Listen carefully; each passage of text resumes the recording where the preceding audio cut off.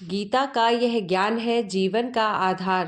कर्म करो निष्काम भाव, यही प्रभु का सार। सत्य धर्म और भक्ति से पावन हो संसार। त्याग मोह और लोभ को पाओ प्रभु का द्वार। हरे कृष्णा। श्रीमद् भगवद गीता साक्षात भगवान की दिव्य वाणी है। इसकी महिमा अपार है, अपरिमित है। उसका यथार्थ में वर्णन कोई नहीं कर सकता। शेष महेश गणेश भी इसकी महिमा को पूरी तरह से नहीं कह सकते, फिर मनुष्य की तो बात ही क्या है। गीता सर्वशास्त्रमयी है। इसे सारे शास्त्रों का खजाना कहा जाता है। गीता का भली भांति ज्ञान हो जाने पर सभी शास्त्रों का तात्विक ज्ञान अपने आप हो जाता है। गीता को हम भगवान से भी बढ़कर कहें तो कोई अतिशयोक्ति नहीं होगी। भगवान ने स्वयं कहा है, मैं गीता के आश्रम में रहता हूँ, गीता मेरा श्रेष्ठ घर है। गीता के ज्ञान का सहारा लेकर ही मैं तीनों लोकों का पालन करता हूँ। श्रीमद् भगवद गीता एकमात्र ऐसा ग्रंथ है जो मनुष्य को जीने का सही तरीका बताती है। गीता जीवन में धर्म, कर्म और प्रेम का पाठ पढ़ाती है। श्रीमद् भगवद गीता का ज्ञान मानव जीवन और जीवन के बाद का जीवन दोनों के लिए उपयोगी है। श्रीमद् भगवद गीता में कही गई भगवान श्री कृष्ण की बातें आज भी हमारे जीवन में आगे बढ़ते रहने की प्रेरणा देती है। ऐसे में किसी भी परेशानी का हल पाने और जीवन में सफलता पाने के लिए भगवद गीता की बातों को हर रोज सुनना चाहिए। माना जाता है कि जो भी व्यक्ति भगवद गीता के इन मूल विचारों का अपने जीवन में अनुसरण कर लेता है, वह हर काम में अवश्य ही सफलता को प्राप्त कर लेता है और उसे मानसिक शांति भी मिलती है। तो चलिए शुरू करते हैं। श्रीमद् भागवत गीता एक परम रहस्यमय ग्रंथ है। इसमें संपूर्ण वेदों का सार संग्रह किया गया है। इसका आशय इतना गूढ़ और गंभीर है कि आजीवन निरंतर अभ्यास करते रहने पर भी उसका अंत नहीं होता। भगवान के गुण, प्रभाव, स्वरूप, तत्व, रहस्य और उपासना का तथा कर्म एवं ज्ञान का वर्णन जिस प्रकार भगवत गीता में किया गया है, वैसा अन्य ग्रंथों में एक साथ मिलना कठिन है। भागवत गीता एक ऐसा अनुपम शास्त्र है जिसका एक भी शब्द सद उपदेश से खाली नहीं है। गीता में एक भी शब्द ऐसा नहीं है जो रोचक कहा जा सके। उसमें इतनी बातें कही गई हैं, वे सभी अक्षरशः यथार्थ है। सत्य स्वरूप भगवान की वाणी में रोचकता की कल्पना करना उसका निरादर करना है। गीता सर्वशास्त्रमयी है। इसे सारे शास्त्रों का खजाना कहा जाता है। गीता का भली भांति ज्ञान हो जाने पर सभी शास्त्रों का तात्विक ज्ञान अपने आप हो जाता है। गीता को हम भगवान से भी बढ़कर कहें तो कोई अतिशयोक्ति नहीं होगी। भगवान ने स्वयं कहा है, मैं गीता के आश्रय में रहता हूँ, गीता मेरा सर्वश्रेष्ठ घर है। गीता के ज्ञान का सहारा लेकर ही मैं तीनों लोकों का पालन करता हूँ। इसके सिवा गीता में ही भगवान अपने मुक्त कंठ से यह घोषणा करते हैं कि जो कोई मनुष्य मेरी इस गीता रूपी आज्ञा का पालन करेगा वह निसंदेह मुक्त हो जाएगा। यही नहीं, भगवान कहते हैं कि जो कोई इसका अध्ययन भी करेगा उसके द्वारा मैं ज्ञान यज्ञ से पूजित हो जाऊंगा। भगवान कहते हैं, जो मनुष्य गीता का रहस्य भक्तों को धारण कराता है और उनमें इसका विस्तार एवं प्रचार करता है, वह मनुष्य मुझे अतिशय प्रिय है। गीता संपूर्ण जीवन दर्शन है और इसका अनुसरण करने वाला व्यक्ति सर्वश्रेष्ठ होता है। भागवत गीता ही है जो आधुनिक युग में समस्याओं से घिरे हुए मनुष्य को एक कर्मशील जीवन जीने के लिए प्रेरित करती है। गीता ऐसे प्रेरणादायक संदेशों का महासागर है जो जीवन से निराश मनुष्य को आशाओं से भर देती है। श्रीमद् भगवद गीता एकमात्र ऐसा ग्रंथ है जो मनुष्य को जीने का सही तरीका बताती है। गीता जीवन में धर्म, कर्म और प्रेम का पाठ पढ़ाती है। श्रीमद् भागवत गीता का ज्ञान मानव जीवन और जीवन के बाद का जीवन दोनों के लिए उपयोगी माना गया है। भगवत गीता में कुल 18 अध्याय है और 700 श्लोक है, जिसे सभी के लिए पढ़ पाना थोड़ा मुश्किल है। इसलिए आज के इस बेहद ही खास वीडियो में हम श्रीमद् भगवत गीता के एक एक अध्याय के एक एक श्लोक का मतलब विस्तार पूर्वक और सरल भाषा में समझाएंगे, जिन्हें जानकर आप श्रीमद् भगवत गीता का सही मतलब समझ पाएंगे और अपने जीवन की चुनौतियों का और समस्याओं का सामना आप डटकर कर पाएंगे। इसलिए इन विचारों को आप हर रोज जरूर सुने। तो चलिए अब देर नहीं करते हुए वीडियो शुरू करते हैं। श्रीमद् भगवत गीता का सबसे पहला उपदेश यही है कि कोई अगर आपका अपना है या कोई आपसे बड़ा है तो उसका आपके प्रति गलत व्यवहार आपको कभी भी सहन नहीं करना चाहिए। यह गीता का उपदेश हमारी जिंदगी से भी जुड़ा है। हम भी अपने मन की अधिकतर तकलीफों को यह सोचकर जिंदगी भर सहते रहते हैं कि यह तो मेरा अपना है, यह मेरा बड़ा है, इसको हम कैसे कुछ कह सकते हैं।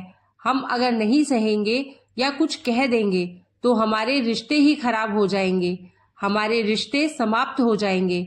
पर सोचने की बात यह है कि उस व्यक्ति को आप अपना कैसे मान सकते हैं जो आपकी तकलीफों की वजह हो।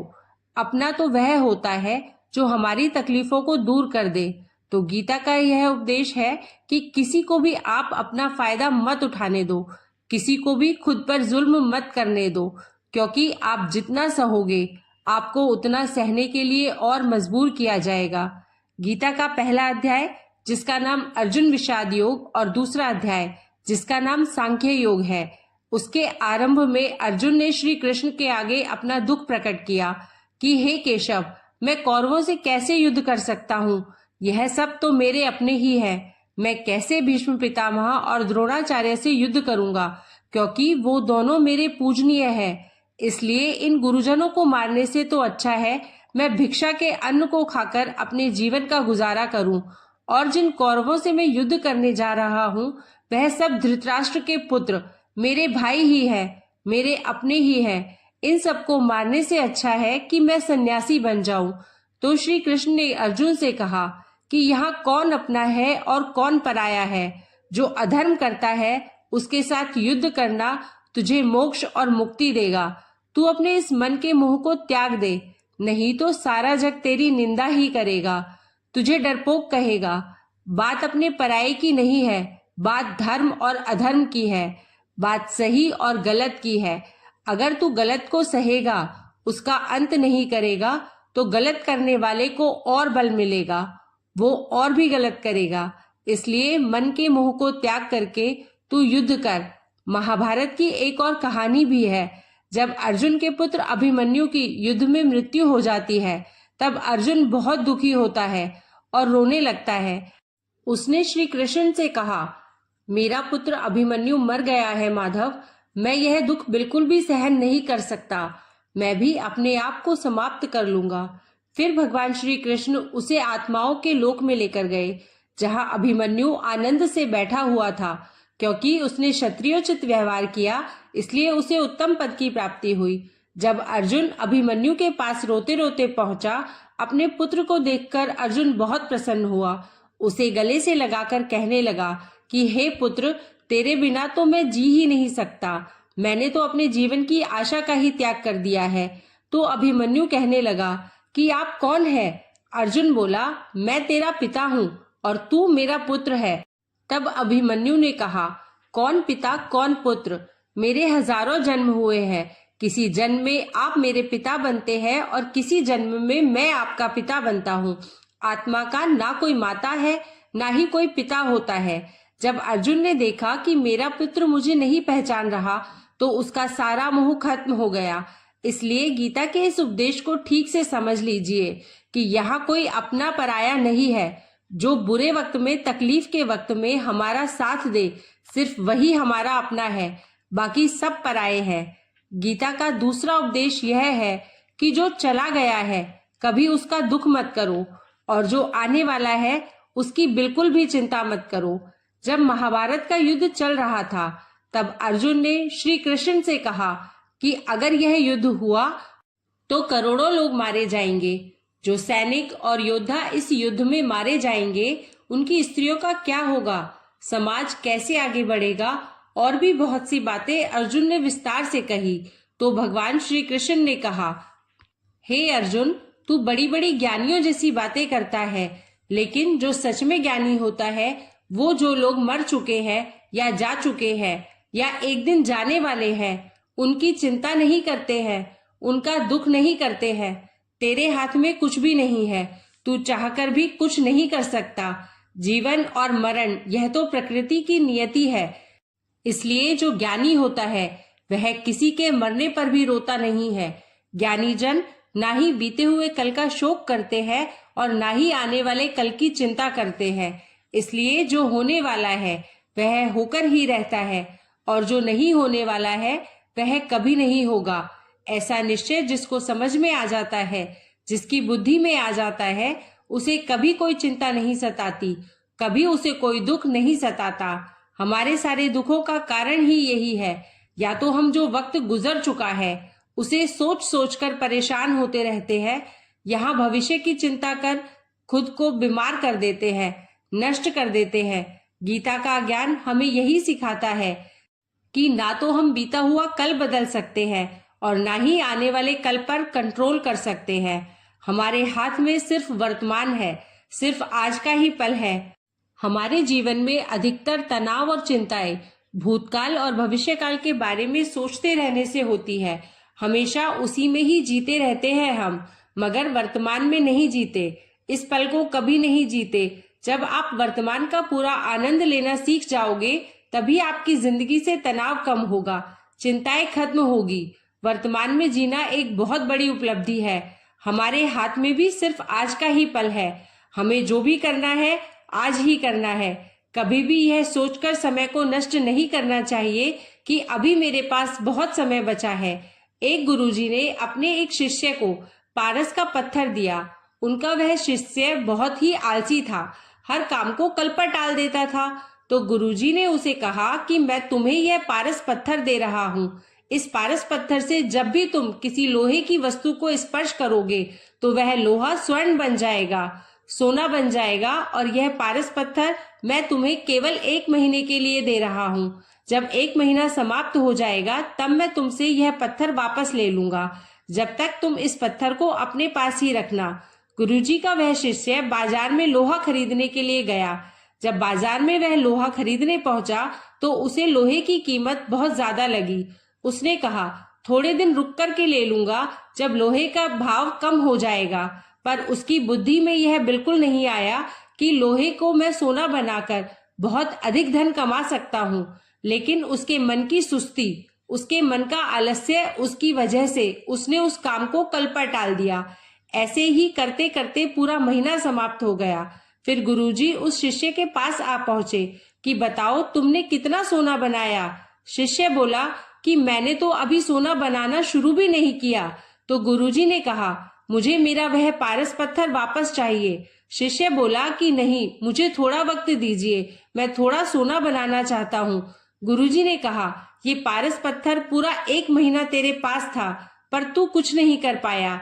लेकिन अब समय समाप्त हो चुका है। ऐसे ही यह हमारा जीवन है, हमारी जिंदगी है, और यह समय ही पारस पत्थर है।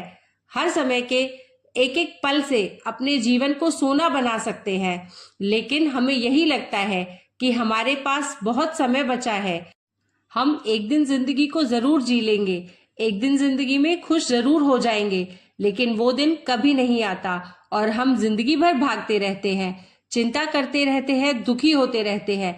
लेकिन जिंदगी को जीना, खुश रहना हम भूल जाते हैं। इसलिए गीता का ज्ञान हमें यह सिखाता है कि आप आज में जीना सीखो, इस पल में जीना सीखो। गीता का तीसरा उपदेश यह है कि मौत से डरना बिल्कुल व्यर्थ है। श्री कृष्ण ने गीता में कहा है, यह संसार मृत्यु लोक है, जिसका भी जन्म हुआ है वह एक दिन जरूर मर जाएगा। जिसका आरंभ हुआ है उसका अंत अवश्य होगा, और हम इसे रोक नहीं सकते। जैसे हम रोज कपड़े बदलते हैं, वैसे ही हमारी आत्मा नया शरीर धारण करती है। मृत्यु सिर्फ इस जीवन का एक नया आरंभ है, इस जीवन का अंत नहीं है। आत्मा कभी नहीं मर सकती और ना ही उसे कोई मार सकता है। लेकिन मौत का डर मनुष्य को सबसे ज्यादा लगा रहता है। मौत का दुख भी इंसान को सबसे ज्यादा होता है। एक पेड़ में 2 पक्षियों का जोड़ा रहता था। उन दोनों को एक दूसरे से बहुत प्रेम था। उन्होंने साथ जीने मरने की कस्में खाई थी। एक दिन वहां एक शिकारी आया और उसने एक तीर चलाकर वहां पेड़ पर बैठे मादा पक्षी को मार दिया। तो वो अकेला नर पक्षी रोने लगा कि मैं तुम्हारे बिना कैसे जी पाऊंगा, तुम्हारी जगह मेरी मृत्यु आ जाती, मेरा जीवन तुमको मिल जाता। वो रो रो कर बहुत विलाप करने लगा। इतने में ही उस शिकारी ने दूसरा तीर चलाया और उस नर पक्षी को भी मार दिया। वास्तविकता में यह कहानी हमारी ही है। हम भी रोते रहते हैं जब कोई मरता है तो, लेकिन हमें यह नहीं पता कि एक ना एक दिन हमारा भी जीवन समाप्त हो जाएगा। हम भी उसी मृत्यु के पेड़ पर ही बैठे हैं। लेकिन शरीर का मिटना हमारा अंत नहीं है। श्री कृष्ण ने अर्जुन से कहा कि हे अर्जुन, तेरे और मेरे अनंत जन्म हुए हैं, तुझे कुछ भी याद नहीं है, लेकिन मुझे सब याद है। जो व्यक्ति इस सत्य को समझ ले कि मैं यहाँ इस संसार में कुछ समय के लिए आया हूँ, उसकी जिंदगी के सारे झगड़े, सारे दुख, सारी चिंताएं ही समाप्त हो जाएंगी। जब इस संसार से जाना ही है तो दुख किस बात का। पहले के जमाने में साधु महात्मा लोग पैदल यात्रा करते थे। यात्रा करते करते वह एक नगर में पहुंचे। वह महात्मा बहुत थक चुके थे। उस नगर में उन्होंने एक महल देखा और उन्होंने उस महल में जाकर विश्राम करने की सोची और वह महल में जाकर सो गए। जब उस महल में वहां का राजा पहुंचा तो अपने पलंग पर उस महात्मा को सोता देखकर बहुत हैरान हो गया। राजा उस महात्मा से पूछने लगा कि तुम मेरे महल में कैसे घुस आए और मेरे बिस्तर पर सो रहे हो। महात्मा कहने लगा, यह तुम्हारा महल है, मुझे तो लगा यह धर्मशाला है। तो राजा ने कहा, आपको मेरा महल धर्मशाला कैसे लगा। तो महात्मा ने राजा से प्रश्न किया कि तुमसे पहले इस महल में कौन रहता था। तो वह राजा बोला कि मुझसे पहले मेरे पिता यहाँ पर रहते थे और उससे पहले मेरे दादाजी यहाँ पर रहते थे। तो महात्मा ने फिर प्रश्न किया कि क्या तुम इस महल में हमेशा रहोगे या तुम्हारे बाद कोई और रहेगा। तो राजा कहने लगा कि मेरे बाद मेरा पुत्र इस महल में रहेगा। तो महात्मा ने राजा से कहा कि जिस जगह पर रहने वाले बार बार बदल जाते हो उसे घर कैसे कह सकते हो। वह तो धर्मशाला ही हुई, इसलिए तेरे महल को धर्मशाला समझकर मैं इसमें रात बिताने के लिए आ गया। धर्मशाला जान जग को जीव सब मेहमान है, मोह किसी से मत करो सब स्वप्न का सामान है। यदि हम भी इस बात को समझ ले कि हम यहाँ कुछ समय के लिए आए हैं, आनंद करने के लिए आए हैं, खुश रहने के लिए आए हैं, तो हमारे सारे दुख ही समाप्त हो जाए। जब हम अपना मोह यहाँ जमा लेते हैं, अपना दाव यहाँ जमा लेते हैं कि यह मेरा है, इसे मैं छोड़ नहीं सकता, इसके बिना मैं जी नहीं सकता, तो हमारा जीवन दुखों से भर जाता है। इसलिए जीवन में मृत्यु का भय त्याग करके जीवन का प्रतिपल आनंद लेना चाहिए। गीता का चौथा उपदेश यह कहता है, मन और विचारों को नियंत्रित किए बिना जीवन में कभी शांति और सुकून नहीं मिलने वाला है। अर्जुन ने श्री कृष्ण से कहा कि माधव, मेरा मन सही गलत सब कुछ जानता है, फिर भी मेरे विचार और मेरा मन मुझसे नियंत्रित नहीं होते हैं। मैं जो करना चाहता हूँ वह कर नहीं पाता हूँ और जो नहीं करना चाहता हूँ वह मेरा मन मुझसे जबरदस्ती करवाता है। इसलिए मैं बेचैन हो गया हूँ, मुझे शांति प्राप्त नहीं हो रही है। तो श्री कृष्ण ने अर्जुन से कहा, उसके लिए तुझे अपने मन और विचारों से अलग होना होगा। अपने मन और विचारों को सही दिशा में ले जाने की तुझे अभ्यास करना होगा और यह एक दिन का काम नहीं है। जब तक तू अपने मन और विचारों की गुलामी का त्याग नहीं करता तब तक तुझे जीवन में कभी शांति नहीं मिलेगी। एक राजा था, वह बहुत बेचैन और परेशान रहता था। एक दिन वह अपने गुरु के पास गया और उनसे कहने लगा कि मेरा मन बहुत बेचैन है, मैं बहुत परेशान हूँ, मैंने पूरे संसार को जीत लिया है, सब कुछ है मेरे पास, पर मैं खुश नहीं हूँ, मेरे मन में सुकून नहीं है, शांति नहीं है। तो गुरु ने राजा से कहा कि तुम्हारे नगर में अगर कोई ऐसा व्यक्ति है जिसने सुकून को प्राप्त कर लिया है, शांति को प्राप्त कर लिया है, तुम उसका एक बार कुर्ता पहन लो तो तुम्हारे जीवन में भी शांति आ जाएगी। राजा बहुत प्रसन्न हो गया कि यह तो बहुत आसान काम है। वह अपने राजमहल में वापस आया और राजसभा में सबसे कहने लगा कि आप लोगों में से जो भी शांत हो चुका हो, जिसे सुकून मिल गया हो, वह अपना कुर्ता मुझे दे दो। वो बदले में जितना भी धन मांगेगा मैं उसे दे दूंगा। सब लोग एक दूसरे का मुंह देखने लगे। पैसों का लालच आया, लेकिन सबको एक दूसरे की सच्चाई पता थी, क्योंकि किसी की जिंदगी में भी शांति और सुकून नहीं था। सब अपना सर झुकाकर वहां पर खड़े हो गए। फिर उस राजा ने पूरे नगर में ढिंडोरा पिटवा दिया कि जिसे भी शांति प्राप्त हो चुकी हो, सुकून प्राप्त हो चुका हो, वो मेरे पास आकर अपना कुर्ता दे दे। वो जितना कहेगा उसे उतना ही धन दिया जाएगा। लेकिन एक भी व्यक्ति ऐसा नहीं मिला जिसे शांति प्राप्त हो चुकी हो। वास्तविकता में जब कोई मरता है तब हम कहते हैं कि वो व्यक्ति आज शांत हो गया। कभी किसी जिंदा इंसान के लिए नहीं सुना कि एक जीता जागता इंसान शांत हो गया है। राजा के सैनिक पूरे शहर में ढूंढते फिरे। उन्हें पेड़ के नीचे एक महात्मा तपस्या करता दिखाई दिया, जिसके चेहरे पर एक शांति थी, सुकून था। वो सैनिक उस महात्मा के पास आकर पूछने लगे कि क्या आपने शांति प्राप्त कर ली है, सुकून प्राप्त कर लिया है। महात्मा ने कहा, मैं पूरी तरह से शांत हूँ। तो सैनिक उसे राजा के पास ले आए। राजा ने उस महात्मा से प्रश्न किया कि आपको शांति और सुकून प्राप्त हो चुके हैं क्या? वह महात्मा कहने लगे, महाराज, मैं पूरी तरह से शांत हूँ। मुझे कोई चिंता नहीं है, मुझे किसी चीज का लालच नहीं है, मुझे कोई इच्छा नहीं है। तो राजा भी बहुत प्रसन्न हो गए कि आखिर वह व्यक्ति मिल ही गया जिसे शांति की प्राप्ति हो चुकी है, जिसे सुकून प्राप्त हो चुका है। तो राजा उस महात्मा से कहने लगे कि हे महात्मा, आप कृपया करके अपना कुर्ता मुझे दे दीजिए, बदले में आप जो मांगेंगे मैं आपको दे दूंगा। वह महात्मा कहने लगे कि महाराज, सुकून और शांति तो मुझे मिल चुके हैं, लेकिन क्या करूं, मेरे पास कुर्ता ही नहीं है पहनने के लिए जो मैं आपको दे सकूं। जब राजा ने उस महात्मा की यह बात सुनी कि इस महात्मा के पास कुर्ता भी नहीं है पहनने के लिए, उसके बाद भी ये महात्मा एकदम शांत है, इनके जीवन में सुकून है। मैं सारी जिंदगी धन को जोड़ने में लगा रहा, दुनिया जीतने में लगा रहा, लेकिन मुझे शांति नहीं मिली, सुकून नहीं मिला, क्योंकि शांति और सुकून बाहर की चीज नहीं है, अपने भीतर की चीज है। इसलिए जब तक कोई व्यक्ति अपने मन और विचारों को नियंत्रित नहीं करता, तब तक उसके जीवन में सुकून और शांति नहीं आती। और गीता का उपदेश हमें यही सिखाता है कि जीवन में शांति चाहिए तो मन को शांत करना सीखो। गीता का 5वां उपदेश यह है कि वासना और क्रोध और लालच सर्वनाश का कारण है, नरक का द्वार है। जिस भी मनुष्य में ये 3 अवगुण होते हैं, वो हमेशा दूसरों को दुख पहुंचाकर अपने ही सुख और स्वार्थ की पूर्ति करते रहते हैं। किसी भी चीज की ज्यादा वासना करना और क्रोधी स्वभाव होना और मन में लालच होना उसके जीवन के सुख को समाप्त कर देते हैं, उसके सारे रिश्तों में जहर भर देते हैं। इन्हें नरक का द्वार इसलिए कहा गया है क्योंकि जिस इंसान में अत्यधिक क्रोध है, लालच है, वासना है, उसका पूरा जीवन जहर से भर जाता है। उसको मरने के बाद नहीं, जीते जी यहीं पर नरक के दर्शन होते हैं।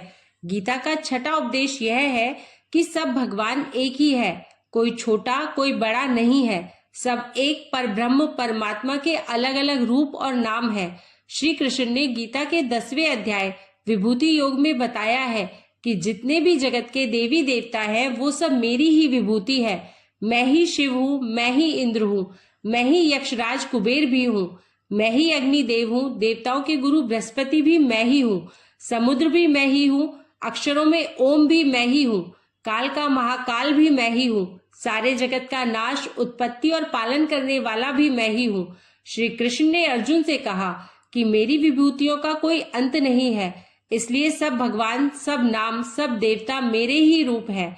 इसलिए किसी भी देव या ईश्वर में कभी भी बुद्धि से भेद मत करना, कभी किसी को छोटा बड़ा मत समझना। और गीता का उपदेश हमें यही सिखाता है, कभी भी किसी दूसरे के इष्ट को छोटा नहीं समझना चाहिए या इस बात पर झगड़े फसाद नहीं करने चाहिए कि कौन बड़ा है और कौन छोटा है। गीता का 7वां उपदेश यह है, सुख की इच्छा ही आखिरी में हमारे दुखों का कारण बन जाती है।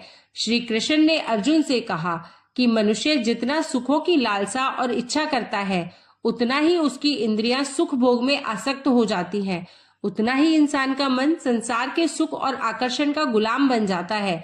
और जितना सुख के पीछे वह भागता है, उतना ही उसे दुख के अनुभव से भी गुजरना पड़ता है, क्योंकि यह संसार का नियम ही है। जो चीजें शुरू में मन को आकर्षित करती है, बाद में बहुत दुख देती है, और जो चीजें शुरू में मुश्किल लगती हैं, कठिन लगती है, बाद में हमें बहुत काम आती है। गीता का 8वां उपदेश यह है कि जो भी मनुष्य दुनिया के सारे सहारे छोड़कर सिर्फ भगवान को ही अपना सहारा मान लेता है, उसकी हर जरूरत वह ईश्वर पूरी करता है, उसकी हर प्रकार से रक्षा वो परमात्मा ही करता है। जो भी व्यक्ति मुझे अर्थात कृष्ण को ही अपना सहारा मानता है, उसका योगक्षेम मैं वहन करता हूँ। जो चीज नहीं मिली है उसकी प्राप्ति कराना उसका नाम योग है, और जो चीज जीवन में मिली हुई है उसकी रक्षा करना उसका नाम क्षेम है। तो श्री कृष्ण कहते हैं, जो मुझ पर निर्भर हो जाते हैं उनको जो चाहिए वो मैं जरूर देता हूँ, और उनकी हर प्रकार से मैं रक्षा भी करता हूँ। गीता का 9वां उपदेश यह है कि इस संसार में हमारा कुछ भी नहीं है। गीता सार में आपने कई बार सुना होगा कि तुम्हारा क्या गया जो तुम रोते हो, तुम क्या लाए थे जो तुमने खो दिया, तुमने क्या पैदा किया जो नष्ट हो गया, तुमने जो लिया यहीं से लिया, जो कुछ भी दिया यहीं पर दिया। जो आज तुम्हारा है कल किसी और का होगा, क्योंकि परिवर्तन इस संसार का नियम है। कल तक जिसके बिना आप जी नहीं सकते थे, आज उनसे कोई रिश्ता ही नहीं है, बातचीत तक नहीं है। कहाँ गए वह जीवन भर के सारे रिश्ते, वो सारे मित्र जो साथ जीने मरने की कस्में खाते थे, जो साथ जीने मरने की बातें किया करते थे। आज पता भी नहीं कि वह लोग कहाँ चले गए। यह संसार परिवर्तनशील है, सब लोग यहाँ बदल जाते हैं, हर रिश्ता बदल जाता है। और तो और यह हमारा शरीर भी हर दिन बदल रहा है, बचपन से जवानी तक, जवानी से बुढ़ापा, और एक दिन यह शरीर हमारा साथ छोड़ देता है। तो किसके लिए रोना और किसकी चिंता करना। हम सारी जिंदगी चीजों को, रिश्तों को, जिंदगी को बनाने में, सजाने में, संवारने में लगे रहते हैं, लेकिन एक दिन सब कुछ बदल जाता है, एक दिन सब कुछ बिखर जाता है। सारी जिंदगी जिस संपत्ति, जिन रिश्तों के लिए हम लड़ते रहते हैं, एक दिन सब कुछ छोड़ करके हमें इस दुनिया से जाना पड़ता है। गीता का 10वां उपदेश हमें यह सिखाता है कि किसी से भी हद से ज्यादा मोह कभी मत करना। श्री कृष्ण ने गीता का पूरा ज्ञान ही अर्जुन के मोह को नष्ट करने के लिए कहा है। यह मोह ही तो है जो इंसान को सबसे ज्यादा रुलाता है। वह इतना बलवान है कि शेर जैसे इंसान को भी गीदड़ बना देता है। जो अर्जुन युद्ध में देवताओं से भी जीत गया, पर अपने रिश्तेदारों को युद्ध में देखकर उसका हाथ कांपने लगा। वह बोला, हे केशव, मेरे हाथों में धनुष पकड़ने की ताकत भी नहीं बची है, मेरे हाथ कांप रहे हैं, मैं युद्ध नहीं कर पाऊंगा। ये मोह इतना असहनीय दर्द देता है, जिसकी पीड़ा ना सह पाने के कारण कई लोग अपनी जिंदगी खत्म कर देते हैं, आत्महत्या तक कर लेते हैं कि उस व्यक्ति के बिना हम नहीं जी पाएंगे। जीवन में किसी से भी हद से ज्यादा मोह करोगे तो जीवन भर पीड़ा का ही सामना करना पड़ेगा। जो व्यक्ति अपने मोह से बाहर नहीं आता, उसका सब कुछ उससे छिन जाता है, उसकी सारी खुशियां खत्म हो जाती है। इसलिए गीता का ज्ञान बार बार यही सिखाता है कि अपने मन के मोह को त्याग करके आप बलवान बनो, बुद्धिमान बनो, सत्य के दर्शन करो कि वास्तविकता क्या है। क्योंकि हमारा मोह हमें हमेशा झूठ ही दिखाता है, झूठ पर ही विश्वास दिलाता है और दिल में झूठी उम्मीदें जगाता है, और यह ही हमारे दुख का सबसे बड़ा कारण है। हम मोह कर लेते हैं, हम ही लोगों से उम्मीदें लगा बैठते हैं, पर वास्तविकता बिल्कुल अलग होती है। लोग वैसे नहीं होते जैसे हम मान लेते हैं, जैसा हम समझ लेते हैं। क्योंकि मोह के कारण हमें सच्चाई नहीं दिख पाती, लोगों का असली चेहरा हम नहीं देख पाते। इसलिए गीता का उपदेश हमें यह सिखाता है, जीवन में अगर आनंद और प्रसन्नता से रहना है तो किसी से भी हद से ज्यादा मोह कभी मत करना। गीता का 11वां उपदेश यह है कि इस दुनिया में अगर आए हो तो दुख तो मिलेगा ही मिलेगा। दुख से कभी मत घबराना, दुख से कभी मत डरना। श्री कृष्ण ने गीता में कहा है कि यह संसार दुखों का घर है। जिसे औषधालय में औषधि मिलती है, पुस्तकालय में पुस्तकें मिलती है, चिकित्सालय में चिकित्सा होती है, वैसे ही इस संसार को भी श्री कृष्ण ने एक नाम दिया है, दुखालय, जहाँ पर दुख मिलता हो। दुख तो यहाँ हर किसी के जीवन में आता ही है, लेकिन अगर दुख आया है तो सुख भी आएगा। इसलिए दुख से कभी मत डरना, दुख से कभी डरना भी नहीं चाहिए, क्योंकि यह संसार दुखालय भी है और आशावान भी है। आशा स्वतः का मतलब यही होता है कि यहाँ निश्चित कुछ भी नहीं है, यहाँ सब कुछ बदल जाता है। दुख सुख में बदल जाता है और सुख दुख में बदल जाता है। सम्मान अपमान में और अपमान सम्मान में बदल जाता है। खुशी दर्द में और दर्द खुशी में कभी भी बदल जाती है। जीत हार में और हार जीत में।